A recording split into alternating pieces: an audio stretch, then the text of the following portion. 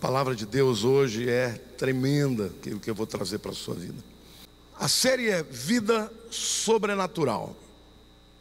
Quantos aqui acreditam que podem viver sobrenaturalmente?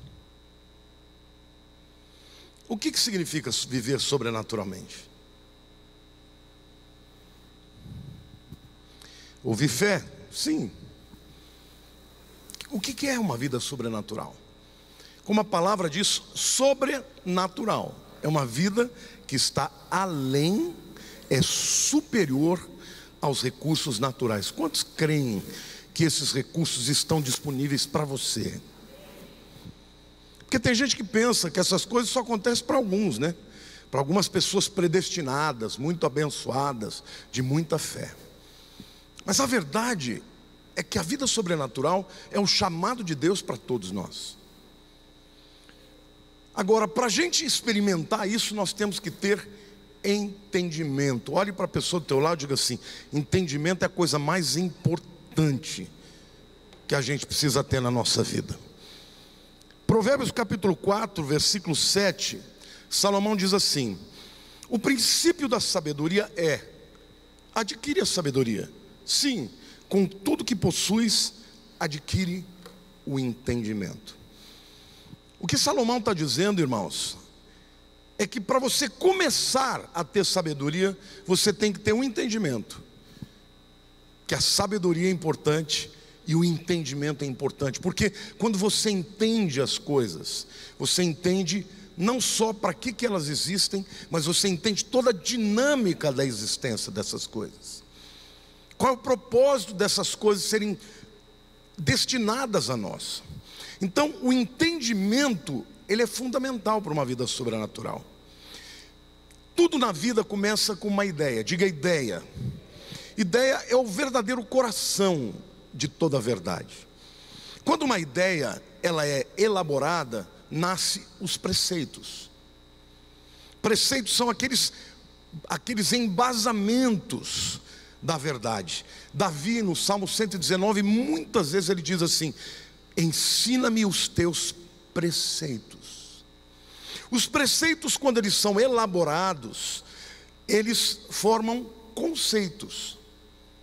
Os conceitos, eles são aqueles elementos que estão juntos dos preceitos. E quando os conceitos são expressados, eles são expressados em palavras. Então, para que você entenda, meu querido, o coração de Deus, que você entenda o mundo espiritual, o mundo sobrenatural, você tem que conhecer o coração de Deus, o seu propósito. Aonde que está esse entendimento e o propósito de Deus para você e para mim? Então, a primeira coisa que você precisa entender é a palavra. Diga: palavra de Deus.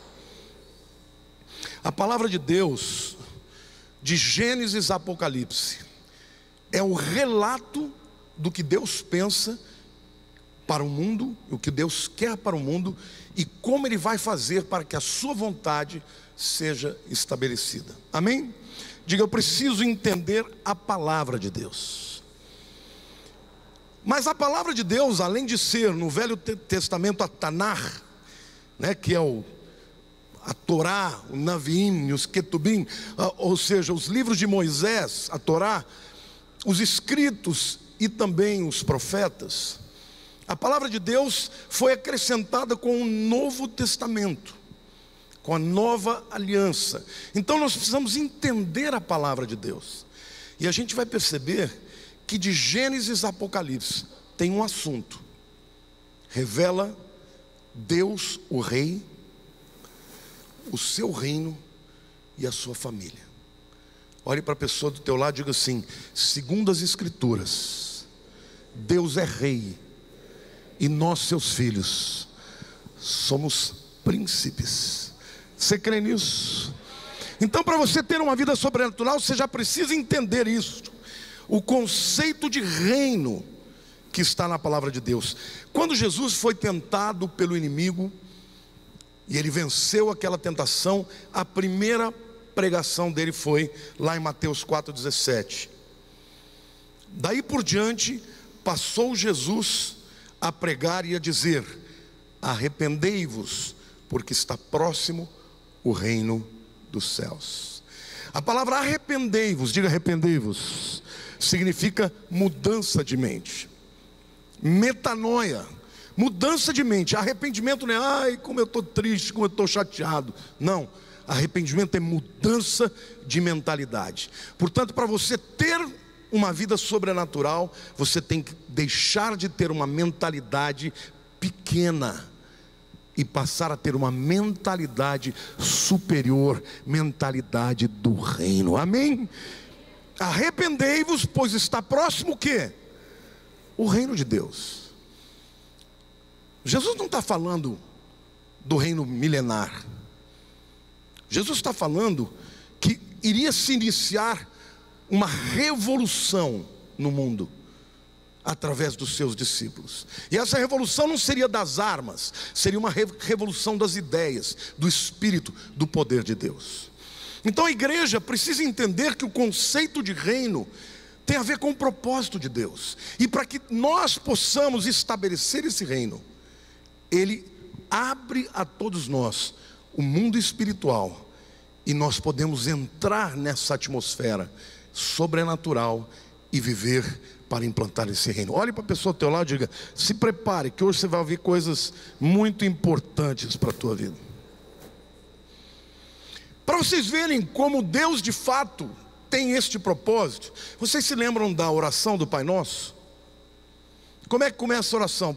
A única coisa que os discípulos pediram a Jesus que ele os ensinasse foi a orar.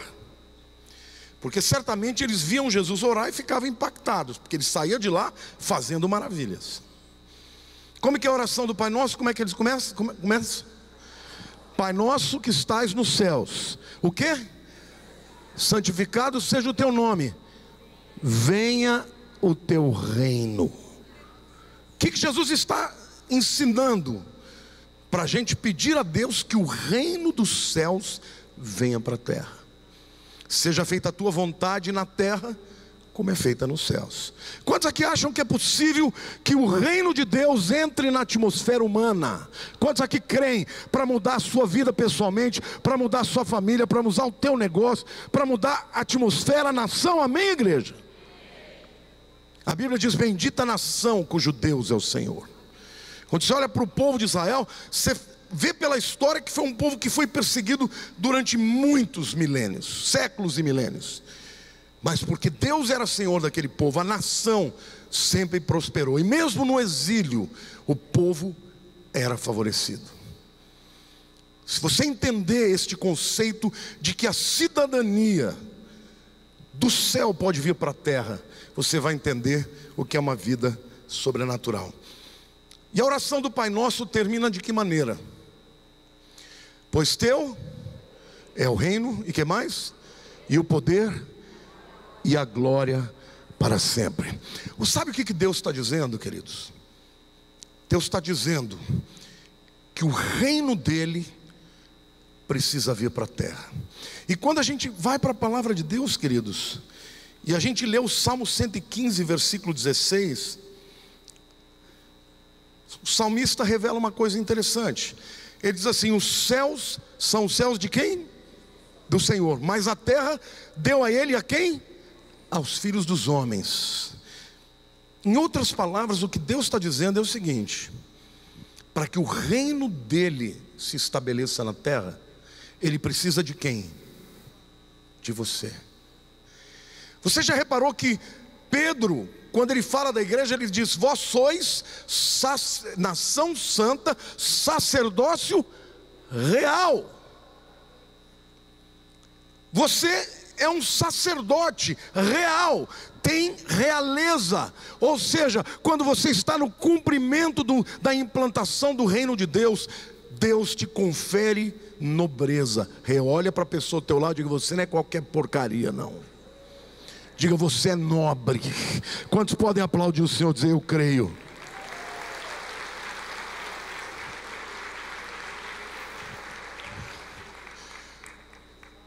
Lá no Éden, quando Deus cria Adão, e é interessante o nome Adão, porque Adão vem do barro.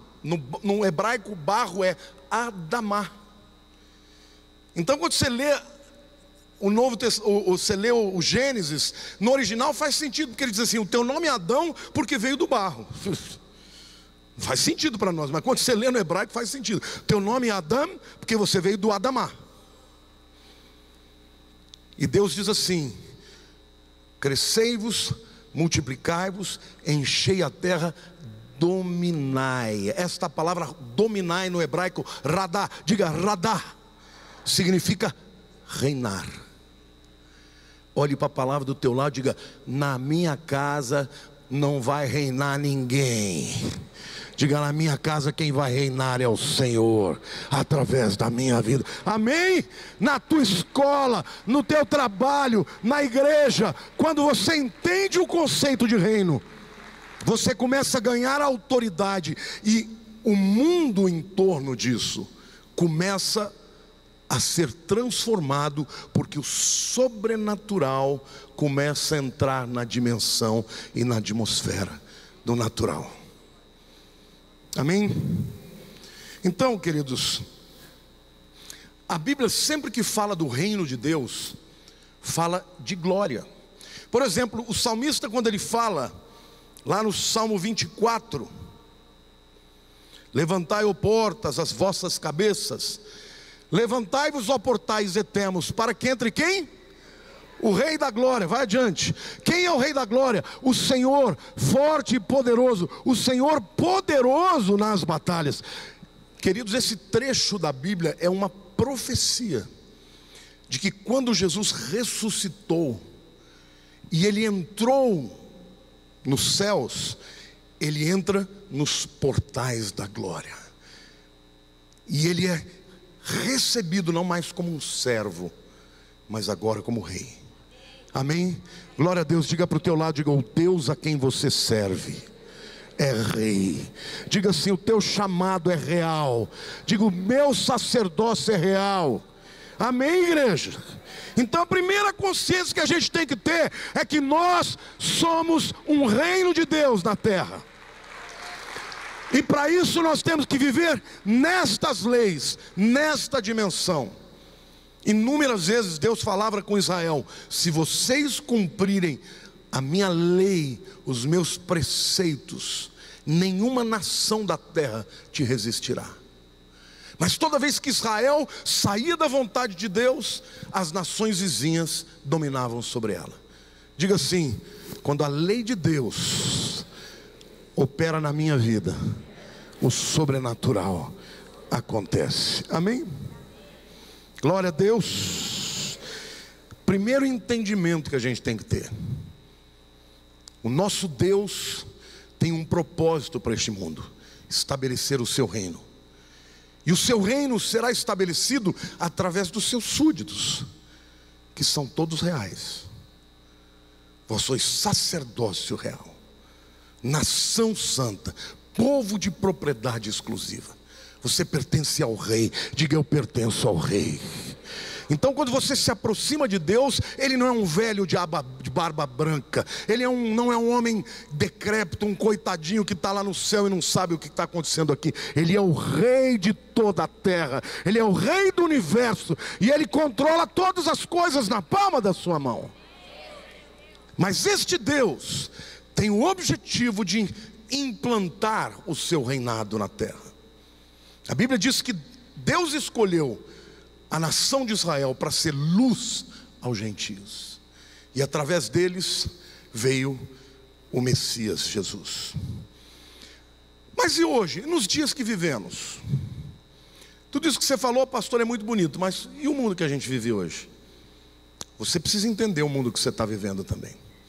E eu quero dizer para vocês que o mundo que nós vivemos, ele foi tremendamente impactado por um homem que nasceu há 200 anos, no ano de 1818, chamado Karl Marx.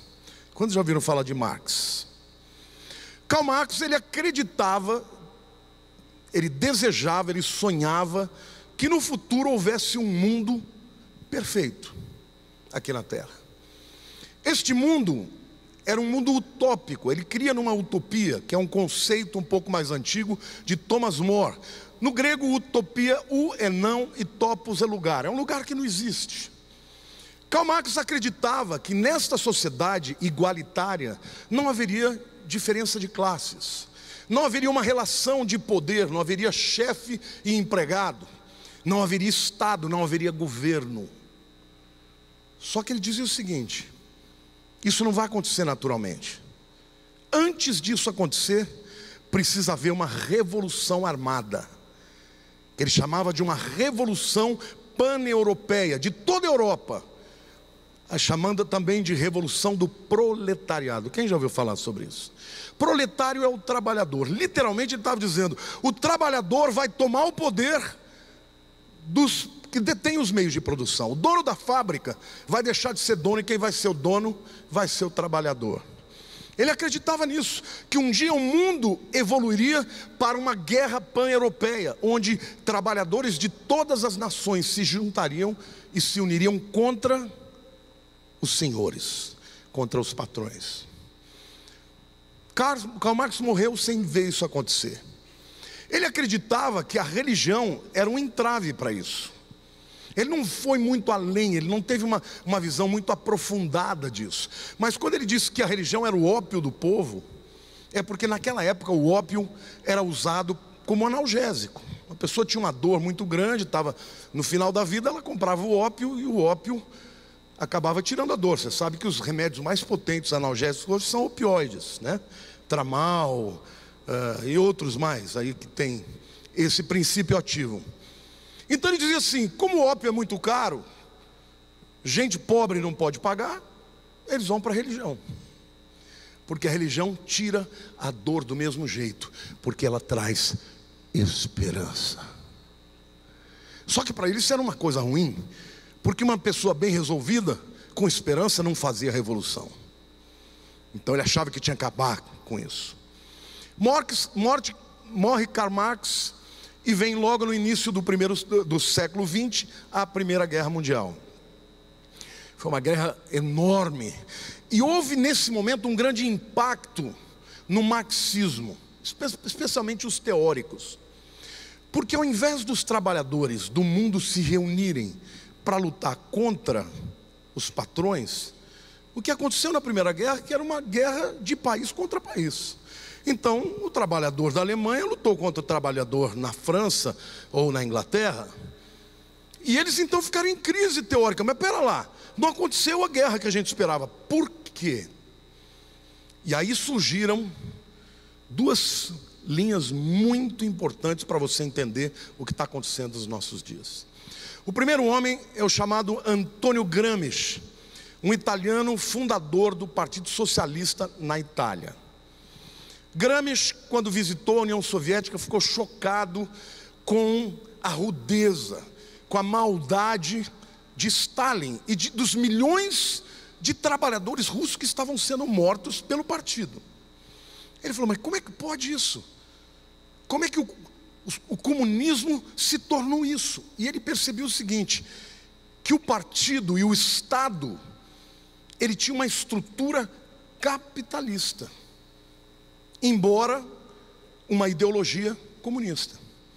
Ele falou assim: pera lá, não adianta a gente fazer revolução armada, a gente tem que mudar a cultura. E ele criou o seguinte conceito: o que sustenta o Estado na sua forma capitalista é a cultura.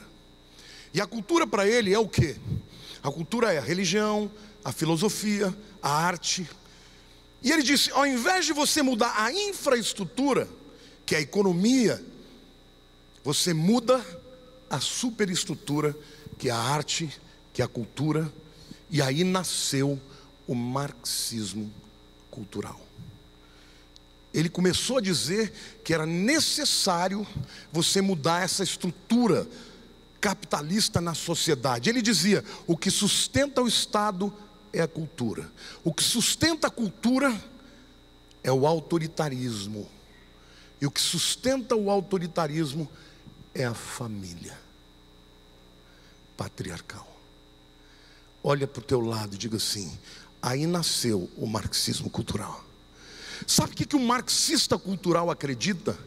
Que a sociedade só será utópica e boa, igualitária, quando a sociedade ocidental, e ele chamava de judaico-cristã, a visão judaico-cristã, fosse destruída. Então, desde aquele momento, nasceu de maneira incipiente este levantamento desta guerra que a igreja está enfrentando nos nossos dias. Você precisa entender o que está acontecendo para você viver uma vida sobrenatural e ter vitória. Amém? Levantaram também outros pensadores de esquerda e se juntaram na cidade de Frankfurt. E qual era o objetivo deles? Era literalmente acabar com o mundo capitalista e acabar com a sociedade ocidental. Segundo eles, a visão judaico-cristã. Estes camaradas fundaram uma escola chamada de Escola de Frankfurt, que passou a ser chamada assim porque eles se encontravam na cidade de Frankfurt. Mas acontece que isso foi no começo dos anos 20.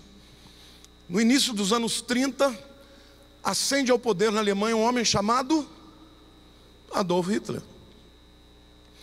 E Adolf Hitler odiava quem? Judeus. O que eles tiveram que fazer? Porque a maioria deles era judeu. Eles tiveram que fugir da Europa e eles acabaram nos Estados Unidos. E eles foram para 3 universidades. Primeira, a Universidade de Columbia, em Nova York. A segunda, Universidade de San Diego, na Califórnia. A terceira, a Universidade de Chicago, em Chicago. E ali eles começaram a ensinar aqueles jovens. E eles perceberam que a sociedade capitalista tinha a sua força máxima nos Estados Unidos.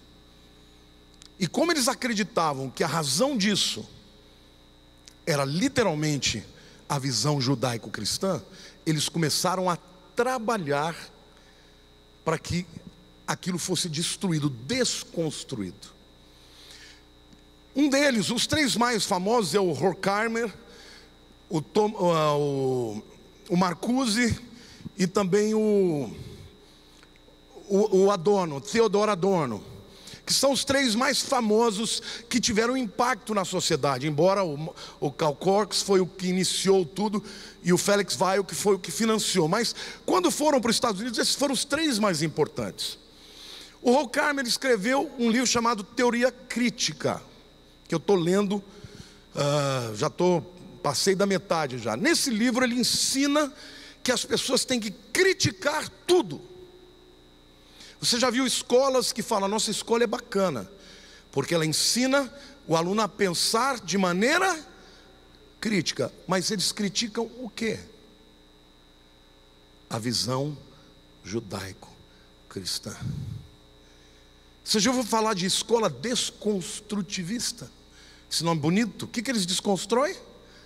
A visão judaico-cristã. O Horkheimer também escreveu um outro livro, juntamente com o Adorno, que é um livro chamado de Autoridade. Como é que é o título? Estou lendo em inglês, eu tenho que ver como é que traduzir aqui.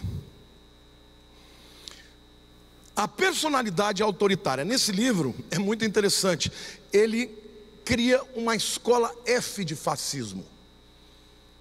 Porque eles começaram a dizer que a sociedade americana, que é fundada na visão judaico-cristã, e também uma sociedade onde o capitalismo atingiu o seu máximo, eles criaram uma escala F de quão fascista as pessoas eram. Olhe para a pessoa do lado agora, diga assim, agora você vai saber o quão fascista você é. É interessante, né? Eles diziam que os americanos eram fascistas igual à Itália, e como o próprio Hitler, né? O nazismo, que é de certa maneira um braço do fascismo. Mas eles fugiram da Alemanha por quê? Porque lá na Alemanha eles seriam mortos, mas na sociedade americana eles tinham liberdade para criticar e fazer o que quisessem. Nesse livro, a Personalidade Autoritária, ele diz que existem alguns elementos que mostram quão fascista você é. Por exemplo, o fascismo se manifesta quando você valoriza a família. Você valoriza a família tradicional. Quantos aqui valorizam? Para eles, vocês são fascistas. Nesse livro também diz que o fascismo se manifesta quando você valoriza a religião. Quantos aqui valorizam a religião? Para eles, vocês são fascistas. Nesse livro ele diz que o fascismo se manifesta quando você valoriza a propriedade privada. Quantos aqui valorizam a propriedade privada? Vocês são fascistas para eles.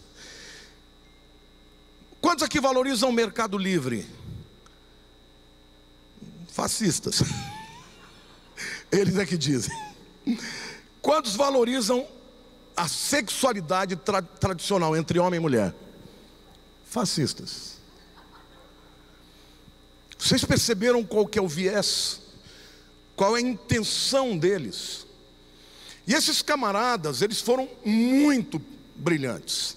E eles entraram nos Estados Unidos, que é o país mais rico do mundo, para mudar a sociedade americana. O mais famoso de todos eles é o Herbert Marcuse.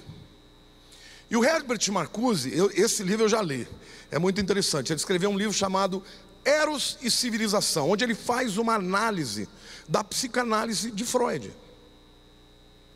Freud, ele fala o seguinte, que o indivíduo, ele tem dentro de si duas tendências, da vida e da morte. E a sexualidade é o que garante o pulsar da vida. Mas Freud dizia que para a sociedade poder sobreviver, o homem teria que controlar os impulsos da sexualidade. Aí Marcuse, quando ele escreve esse livro Eros e Civilização, ele libera geral. Vocês se lembram aquela história de que o Estado é sustentado pela cultura, que é sustentado pelo autoritarismo, que é sustentado pela família patriarcal? Ele diz o seguinte, que o homem, ele cria o conceito chamado de sexualidade polimorfa, onde, em outras palavras, ele diz que vale tudo. Sexo de homem com mulher, de homem com homem, de homem com animal, onde a sexualidade não deve ser simplesmente manifesta através da genitália, mas tudo tem que ser liberado, porque se você não libera, você é fascista. Agora, qual foi a importância de um camarada como esse? 20 anos antes da revolução sexual que aconteceu nos anos 70, ele já estava cunhando termos. Por exemplo, você conhece aquele termo, faça amor, não faça guerra? Quantos já ouviram isso? Tem camiseta? Herbert Marcuse. Você conhece aquele termo, paz e amor? Bicho. Herbert Marcuse. O que ele diz nesse livro, Eros e Civilização? Ele diz o seguinte, o ser humano gosta de fazer sexo. Nisso ele está certo. Olhe para o lado e diga assim, se o ser humano não gostasse, você não estaria aqui.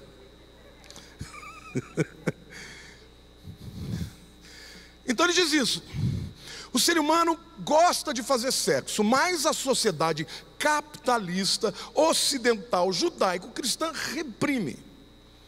Quando o camarada fica reprimido, ele fica nervoso. Quando ele fica nervoso, ele faz guerra. Ele dizia, por que a sociedade americana é tão belicosa? Porque eles são reprimidos sexualmente. E quando eles fazem guerra, eles ampliam território. Quando eles ampliam território, eles promovem o capitalismo. Viu a lógica deles? Nesse livro, Eros e Civilização.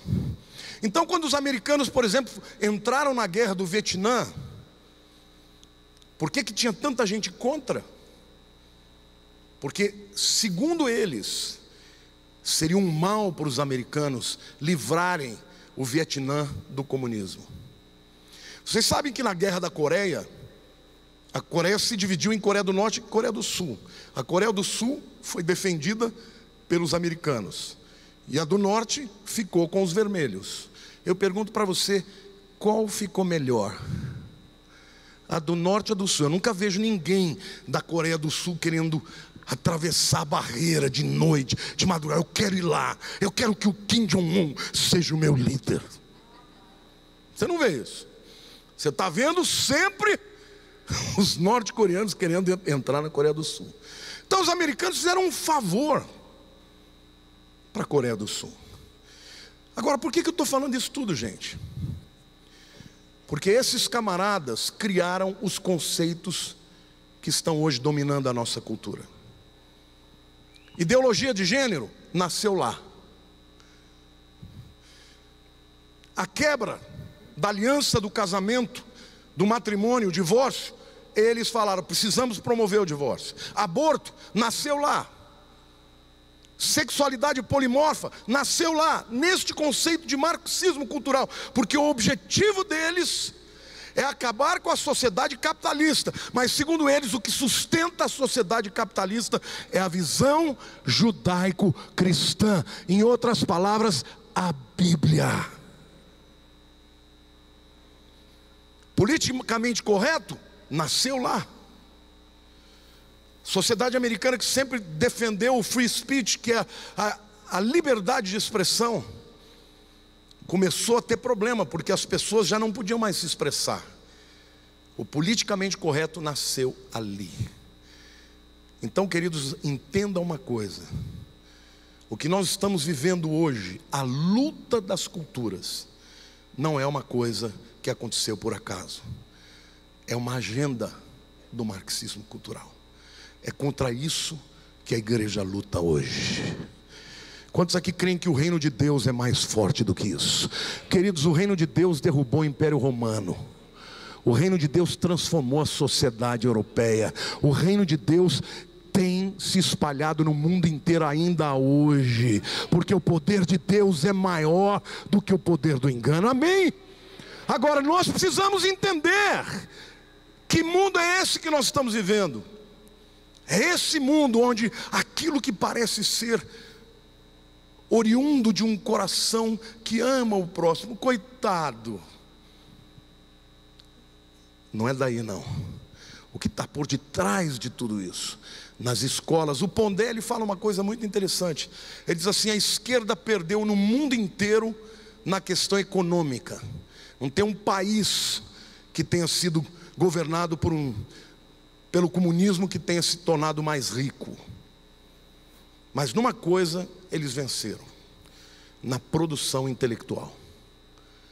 Você não tem no Brasil um político conservador com um discurso afinado, com um discurso coerente. Você não tem professores que tenham capacidade de discernir isso e discordar. Todo mundo está indo pelo viés da esquerda e do marxismo cultural. Então, quem é a resistência para isso, igreja? Somos você e eu. Nós podemos resistir a esse marxismo cultural, porque ainda é o nosso chamado. O chamado da igreja é ser resistência. E eu quero provar para vocês, falando agora do papel da igreja. Esse é o terceiro e último entendimento que nós temos que ter, porque se a gente entender isso, nós vamos viver o sobrenatural de Deus na terra. 2 Tessalonicenses capítulo 2, versos 7 e 8 diz assim: com efeito, o mistério da iniquidade já opera, e aguarda somente que seja afastado aquele que agora o detém. Então será de fato revelado o iníquo, a quem o Senhor Jesus matará com o sopro da sua boca, e o destruirá pela manifestação da sua vinda. O apóstolo Paulo revelou que nós estamos numa guerra espiritual. Olhe para a pessoa do teu lado e diga: você não sabia, mas você está no meio de uma guerra espiritual. E essa é uma guerra de reinos. É a mesma guerra de Gênesis. É a mesma guerra, porque o mesmo Satanás que disse para Eva: você não precisa de Deus, pode comer a fruta que você vai ser como Deus, é o mesmo que tem lutado durante todos esses anos para destruir a fé. Por isso que o antissemitismo está crescendo nos últimos dias, Por isso que o cristianismo tem sido ridicularizado nos últimos dias. Por isso que a Europa é um continente morto, porque abandonou a fé, porque deixou que esta visão marxista cultural dominasse a Europa. Mas a Bíblia diz: quem resiste ao espírito do anticristo? Diga assim: é a igreja. Diga: eu resisto ao espírito do anticristo. Como você resiste? Pela pregação da verdade, irmãos. A Bíblia diz: conhecereis a verdade e a verdade vos libertará.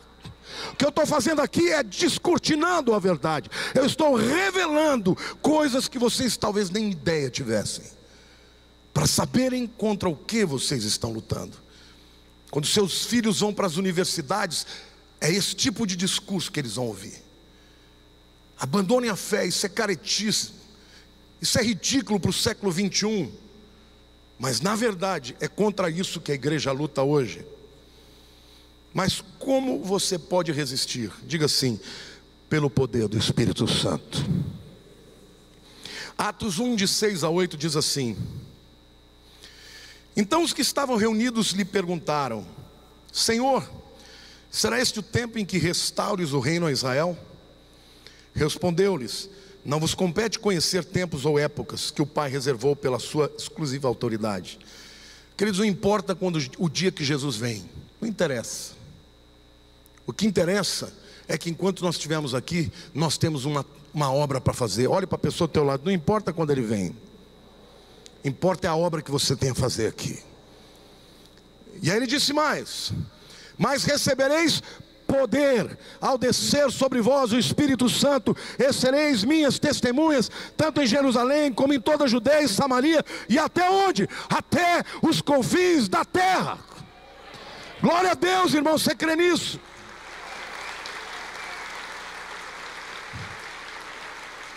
Você sabe por que você e eu estamos sentados aqui hoje?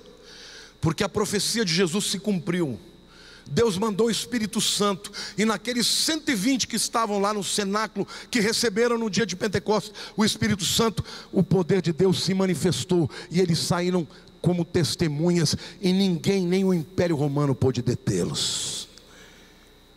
E eu quero lhe dar uma boa notícia: ainda hoje o Espírito Santo tem poder para a sua igreja. Ainda hoje você pode resistir ao espírito anticristo. E a Bíblia diz que o anticristo nunca se manifestará até que aquele que o detém seja retirado. Quem que detém o anticristo, irmãos? É o Espírito Santo. Através de quem? Onde o Espírito Santo está? Diga você, olhe para o teu irmão do lado, diga: você é a resistência. Diga: você pode resistir o avanço da cultura. Queridos, por mais que a mídia, por mais que Hollywood, por mais que a educação esteja cada vez mais trazendo uma mensagem anticristã e antijudaica, mais o Espírito Santo está ganhando pessoas em todo o mundo, porque ninguém resiste ao poder do Espírito Santo, ninguém resiste à obra de Deus. Amém, igreja? Agora você tem que saber qual é o teu chamado. O teu chamado é de rei.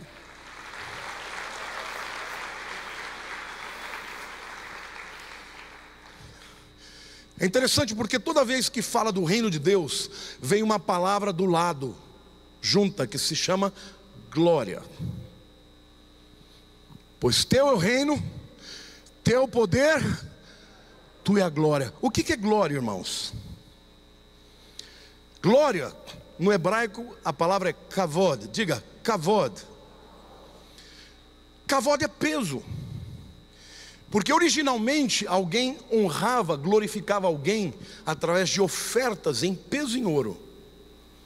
Mas, por exemplo, se eu disser para vocês Ani Kaved, diga Ani Kaved, eu sou pesado. Ani Kaved Meod, eu sou muito pesado. Vem aqui, pastor Zé Luiz.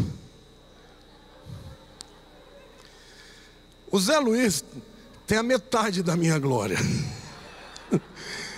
tem a metade do meu peso. Ele pesa cento e tanto sou eu. 67, eu peso 130, está quase o dobro dele. Imagine que aqui fosse um chão recentemente cimentado, e eu e o Zeca passássemos em cima daquele cimento,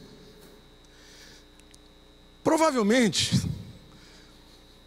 onde o Zeca passou, não ia dar para aparecer nada. Onde eu passar, dá para ver até a marca do tênis que eu estou usando. E vai aprofundar muito mais. Sim ou não? Obrigado, Zé. A palavra glória, sim, significa peso, capacidade de impactar, de marcar uma sociedade. O reino de Deus é assim, irmãos. Quando o povo de Deus para de ter religiosidade, discurso e começa a viver a fé, o reino de Deus na tua vida vai ser poder do Espírito Santo na tua vida, manifestações, o favor de Deus. Queridos, um homem na Bíblia me intriga demais: Davi. Davi é o grande herói de Israel, mas esse homem está longe de ser perfeito. Está longe de ser perfeito. Ele era um terror para os inimigos. Mas quando ele estava perante Deus, ele era um homem quebrantado. E Deus fala de Davi a coisa mais linda que eu acho que Deus pode falar de alguém. Diga: Davi é o homem segundo o meu coração. Davi é o homem que eu gosto. Eu gosto do jeito dele. E coração no hebraico, lev, significa também mente. Davi, queridos, para vocês terem uma ideia da história de Israel, quando Josué levou o povo a atravessar o Jordão, o tabernáculo ficou num lugar chamado Shiló por 369 anos. Durante os 40 anos do reinado de Saul, ele não estava nem aí para o tabernáculo. Mas quando Davi assumiu o poder, a primeira coisa que ele falou: eu quero trazer o tabernáculo para Jerusalém. E ali, a Bíblia diz que ele criou o chamado tabernáculo de Davi. Não foi ele que deu esse nome, foi Deus que deu. Deus falou: eu restituirei o tabernáculo de Davi. Porque diferentemente do tabernáculo de Moisés, que só um sumo sacerdote podia entrar uma vez por ano, o tabernáculo eu digo nos Santos dos Santos, o tabernáculo de Davi, a arca estava visível de todo mundo, e todo mundo podia adorar. E ele instituiu a adoração de 24 horas por dia. E a Bíblia diz que ele, como rei, ia 7 vezes diante do tabernáculo para se prostrar perante a presença de Deus. Davi, mesmo rei, amava Deus acima de todas as coisas. Eu quero dizer para você que Deus precisa de homens e mulheres como Davi. Esse tipo de gente não vai perder para a cultura. Queridos, Davi nunca perdeu uma batalha na vida, nenhuma sequer, porque onde ele ia, o Senhor dos exércitos, Yahweh Tsevaot, era com ele. Amém? Por quê? Porque ele marcou a sua cultura com uma vida de quem entendia o que era lidar com o rei. O que Deus precisa hoje, irmãos, é de pessoas que sejam testemunhas. Ser-me-eis testemunhas. Essa palavra testemunha, na língua original do Novo Testamento, é mártir. Vai parar, pastor, mártir, o que é mártir? Alguém pode me dizer o que é o mártir? Quem é? É o indivíduo que morre por aquilo que crê, sim ou não? Nós estamos há 2000 anos de quando tudo aconteceu. Porque aqueles primeiros cristãos criam tanto na mensagem que Deus deu para eles, que eles viviam por ela e estavam dispostos a morrer por ela. Por isso, a cultura passou a chamar de os mártires, que eram os testemunhas daqueles que morriam pela sua fé. Então deixa eu falar uma palavrinha aqui para você, que é aquele tipo de crente meia boca. Porque tem um crente meia boca. É o crente que vem no domingo, levanta a mão, dá glória a Deus, canta, pula, chega na segunda-feira, tem a primeira dificuldade, começa: eu vou largar de tudo, eu não quero mais saber de nada. A Bíblia diz assim: você não resistiu até o sangue. Querido, você quer viver o favor de Deus? Você quer viver debaixo da unção que estava em Davi? Então você precisa viver no amor a Deus, pregando o Evangelho, sendo testemunha na vida e na morte, na luta e no momento de paz, na vitória e na derrota, porque em algum momento o Rei dos Reis vai botar a mão na tua vida e você vai ser mais do que vencedor. Então a igreja hoje precisa se levantar, e eu quero dizer uma coisa para vocês: o que vai tornar um mundo melhor, embora eu tenha o meu posicionamento na questão econômica, mas não é o capitalismo, o socialismo ou o comunismo, não é sistema do mundo nenhum. O que vai transformar essa terra é o reino de Deus na terra, através do seu povo que crê e que ama a Deus e que vive a sua palavra. Amém? Para estes Deus vai trazer o seu poder e a sua unção. Estes vão viver o que é o sobrenatural. E o Senhor está perguntando: quantos aqui querem viver o sobrenatural de Deus? Se você deseja viver sobrenatural, você tem que sair da superficialidade.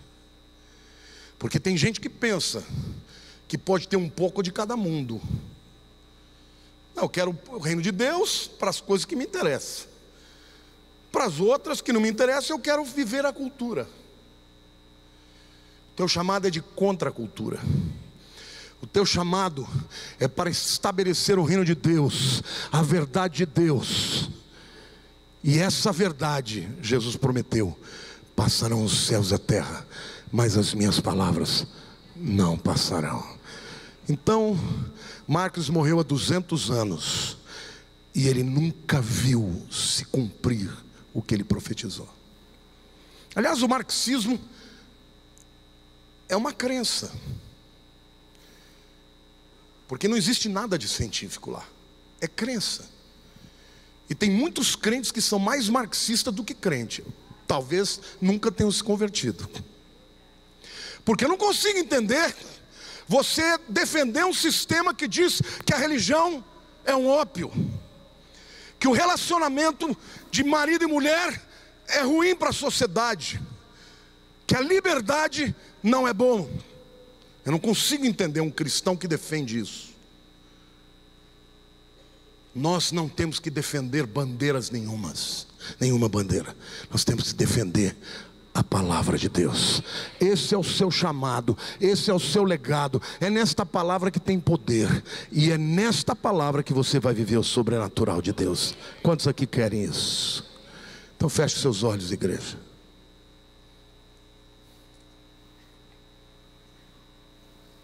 Essa luta que nós estamos vivendo não é só no Brasil, irmãos, é no mundo inteiro. Uma luta orquestrada para destruir a fé, para destruir o que eles chamam de visão judaico-cristã. Quem está por detrás disso é o próprio Satanás, é o espírito do anticristo. Mas a palavra de Deus diz que ele ainda não dominou o mundo, porque ele precisa aguardar que aquele que o detém seja retirado. Quando você entra no exército de Deus, as armas espirituais que Deus tem para você, Ele coloca na tua vida. Você está me entendendo, irmãos? Quando você entrar numa discussão de argumento, e que Deus te der revelação, palavra do conhecimento, espírito de entendimento, vai acabar a conversa. Porque contra o poder de Deus não tem como. O apóstolo Paulo era um homem intelectual, era um homem que dominava as culturas. A cultura romana, porque ele era cidadão romano. A cultura judaica, porque ele era criado aos pés de Gamaliel. E a cultura grega, porque ele foi criado nas melhores escolas do pensamento grego.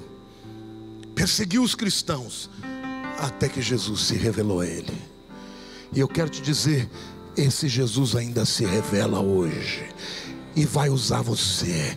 Você é a testemunha. Abra a tua boca, não tenha medo. Não tenha medo do politicamente correto. Tome posição, porque todos esses sistemas vão passar.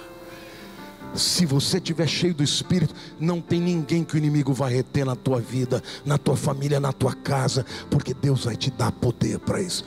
Quantos querem viver no sobrenatural?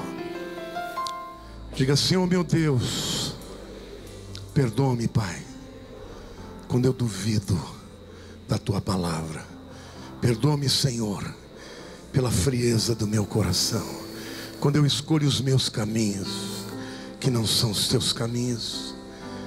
Hoje eu me posiciono em favor do teu reino, de viver a tua palavra, na vida e na morte, na dor e na alegria, porque eu quero fazer parte deste exército. Eu quero viver uma vida sobrenatural. Eu quero viver o teu poder, Espírito Santo. Controla a minha vida, minhas emoções, meus pensamentos. Ajuda-me a entender o mundo em que vivemos e crer na mensagem que prego do Evangelho de Cristo. Eu quero declarar hoje, perante os anjos de Deus, que o Senhor é Senhor da minha vida, da minha família, da minha casa, do meu negócio. Onde eu pisar o meu pé, eu vou impactar a sociedade, eu vou transformar a sociedade, porque o Senhor em mim vai fazer isso. Mas eis-me aqui, estou disponível. Perdoa-me, Senhor, muda a minha mente, eu preciso de arrependimento. Muda a minha visão, para que eu possa entender o teu chamado e o teu propósito. E eu sei, Senhor, que ninguém me resistirá, para a honra e glória do teu nome. Queridos, os discípulos, antes de receberem o Espírito Santo, eles estavam amedrontados. Mas quando eles receberam o Espírito Santo, eles tinham tanta ousadia, que eles não se importavam se um morrer ou viver. Eles transformaram o mundo. Essa visão judaico-cristã que durante quase 2000 anos governou o mundo, é o plano de Deus. Satanás está se levantando hoje, e ele usa a mídia, a cultura, o cinema, a arte, a música que você ouve, para que devagarzinho você comece a deixar de acreditar na palavra e acreditar que o mundo pode ser utópico e bom e justo num sistema em que Deus não seja o Senhor. Como é que você vai provar que isso é mentira? Você vai fazer de Deus Senhor da tua vida, e Ele vai te prosperar. Você vai fazer Deus Senhor da tua casa, e a tua casa vai ter paz, vai ter harmonia, e não vai ter derrota do inimigo. Seu olhar, suas palavras, teu coração, sua devoção é para o Senhor. Você entendeu o que é a glória? A glória é o impacto que Deus quer fazer na sociedade através da tua vida. Foi isso que Jesus disse: vocês serão minhas testemunhas, não de lero-lero, não de balela, mas de uma vida transformada, de poder. As pessoas vão olhar para você e vão reconhecer que você tem uma força que elas não têm, e vocês vão dizer: vem de lá. As pessoas vão ver a tua história e vão dizer: na tua vida acontecem coisas sobrenaturais. Por que não acontece na minha? Porque eu vivo para o nosso Deus. O Senhor me manda dizer para a igreja que vocês não têm ideia do que Deus quer fazer nesses últimos dias. E Ele quer fazer na tua história. Diga assim: Deus, eu creio que a minha história ainda não acabou, que o Senhor ainda tem coisas lindas para realizar na minha história. E o Senhor me manda dizer que Ele vai restaurar, vai restituir, vai reconstruir. Ele vai te levantar nesta geração. E não é no poder do teu intelecto, não é no poder da tua influência, é no poder do Espírito Santo de Deus. O que o mundo está precisando é do mover do Espírito, o sobrenatural de Deus. Nesse momento, irmãos, o Senhor me disse que está vendo gente sendo curada aqui, que está vendo pessoas libertas na mente aqui, porque Ele está visitando este lugar, porque a sua Shekinah e a sua glória está neste lugar. Você crê nisso, irmãos? Você quer viver essa realidade em nome de Jesus? Nós vamos terminar o culto de hoje fazendo a oração do Pai Nosso. Esta é uma oração que todo crente devia se lembrar todos os dias, porque nela contém segredos. Jesus disse para os discípulos: é assim que vocês devem orar. E nós vamos orar agora.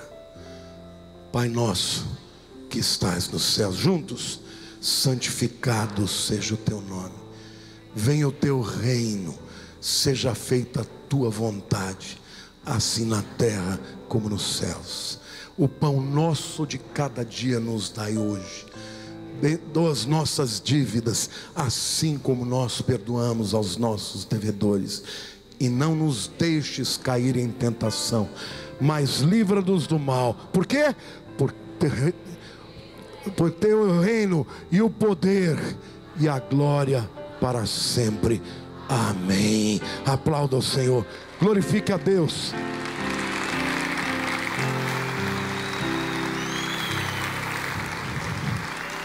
Levante a sua mão para os céus. O teu Deus reina, está vestido de majestade. Não há outro Deus como Ele. Ele é Senhor da terra, Ele é Senhor da tua vida. Feche seus olhos e levante a mão para os céus. Que a graça maravilhosa do Senhor Jesus, que o amor do Deus nosso Pai e as consolações do Espírito Santo seja com a igreja do Senhor, com o povo de Deus em toda a terra, até a consumação dos séculos. Amém. Deus te abençoe, querido. Viva uma vida sobrenatural.